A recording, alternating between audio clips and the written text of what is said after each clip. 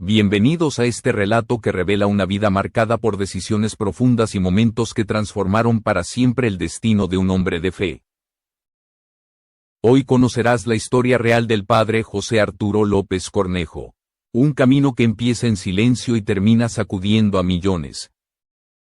Desde su origen en Mesticacán, un pequeño municipio de los Altos de Jalisco, la vida de José Arturo estuvo rodeada de tradiciones firmes, de una comunidad unida y de una fe que se respiraba en cada calle polvorienta. En ese ambiente sencillo, donde las familias compartían celebraciones y la iglesia era el centro de todo encuentro, comenzó a formarse la identidad del hijo mayor del matrimonio de Cándido López Núñez y Josefina Cornejo Martínez. Ser el primogénito no era un detalle menor, porque significaba cargar desde niño con la responsabilidad de ser ejemplo para sus hermanos y de responder a las expectativas de una familia que valoraba el trabajo, la humildad y la devoción. Durante su infancia, asistió a la escuela primaria J. Jesús González Gallo, donde su carácter reservado contrastaba con la intensidad de sus preguntas. Era observador, inquieto, y esa curiosidad lo empujaba a buscar respuestas más allá de lo evidente. Lo fascinaban los relatos de los mayores sobre la historia del pueblo, los desafíos de los campesinos y la vida sencilla que se construía entre jardines, cultivos y celebraciones religiosas. Cada una de esas experiencias moldeó su sensibilidad y le permitió comprender desde pequeño el valor de la comunidad y la importancia de la esperanza en medio de la necesidad. A esta altura quiero agradecerte por ver este video hasta aquí.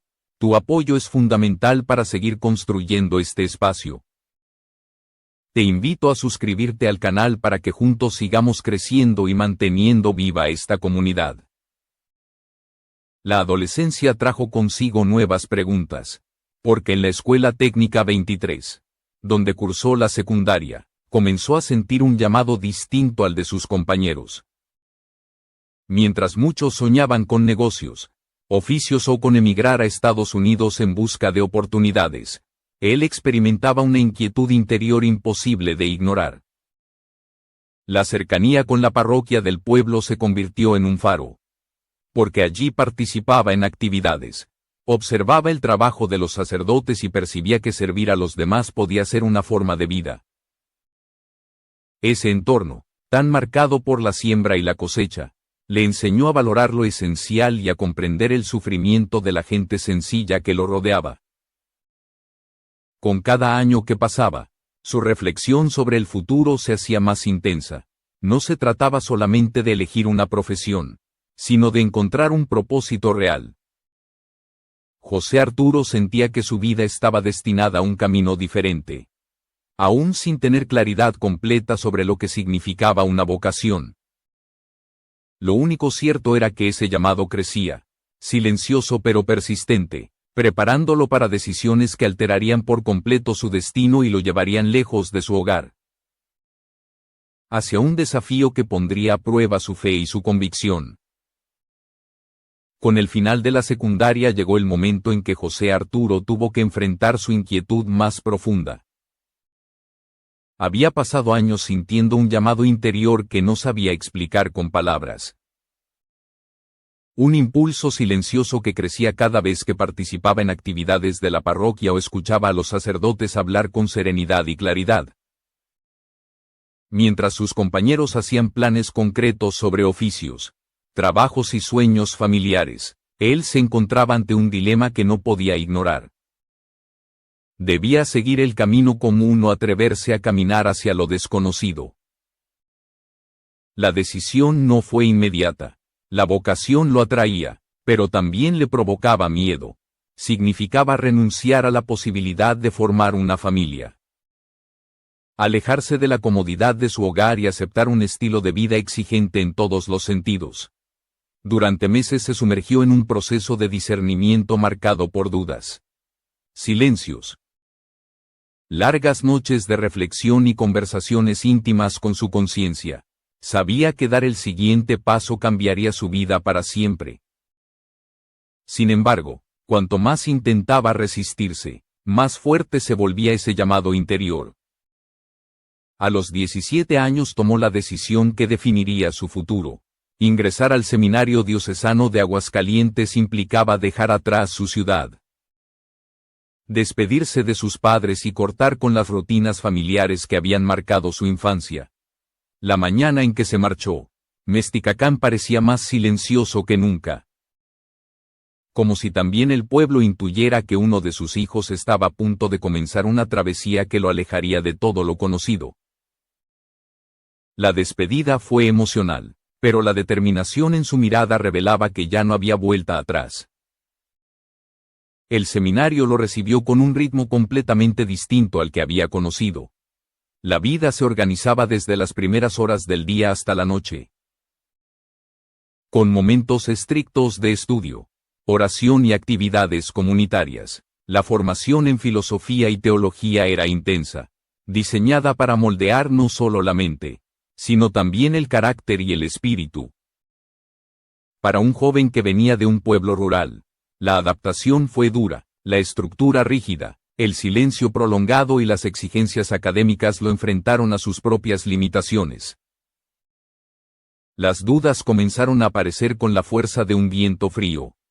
Extrañaba su hogar, los campos abiertos, las conversaciones sencillas con su familia y la cercanía de una comunidad pequeña. Hubo noches en las que se preguntaba si había tomado la decisión correcta. Sin embargo, cada vez que se debilitaba, algo dentro de él lo empujaba a continuar. La vocación no era una idea romántica, sino un compromiso que exigía sacrificio y valentía. En medio de ese proceso desafiante, encontró una fortaleza inesperada en sus compañeros, jóvenes como Abel Cardona, Samuel López, Juan Antonio Quesada, Raudel Santana, Jaime Esparza, Marcos Torres, José Antonio Rivera y Juan de Dios Martipa se convirtieron en sus aliados más cercanos. Con ellos compartió estudios, tareas comunitarias, momentos de risa, incertidumbres, discusiones teológicas y silencios que solo la vida espiritual puede provocar. Aquella fraternidad lo sostuvo cuando la nostalgia por Mesticacán amenazaba con derrumbarlo. Los formadores del seminario también jugaron un papel determinante. Sacerdotes experimentados lo guiaron con paciencia, transmitiéndole no solo conocimiento académico, sino también sabiduría humana y espiritual. Le enseñaron a escuchar con empatía, a reconocer la dignidad de cada persona y a comprender que el ministerio no es un lugar de poder, sino un servicio de entrega permanente. Cada lección ampliaba su visión del mundo y reafirmaba que su decisión, aunque difícil, tenía un sentido profundo. Con los años, las dudas iniciales comenzaron a transformarse en convicción. La estructura que al principio le había parecido rígida se convirtió en una disciplina que fortalecía su espíritu. La distancia de su familia, aunque dolorosa, le enseñó desapego y madurez, y los estudios, que parecían interminables, le dieron herramientas para enfrentar los desafíos que vendrían. Lo que empezó como un camino incierto se iba consolidando como un propósito firme. Después de más de una década de formación, José Arturo comprendió que la vocación no es una emoción pasajera ni una intuición momentánea. Es una respuesta consciente a un llamado profundo que se renueva cada día. Su historia ya no era la de un adolescente indeciso, sino la de un hombre preparado para asumir compromisos definitivos. El siguiente paso sería definitivo y abriría una etapa completamente nueva en su vida espiritual y pastoral. El 8 de octubre de 2013 marcó el punto de inflexión que José Arturo había esperado durante más de una década. Tras años de estudio, disciplina y silencios que moldearon su espíritu, finalmente fue ordenado presbítero por las manos de Monseñor Alejo Zavala Castro, obispo de la diócesis de Chilpancingo, Chilapa.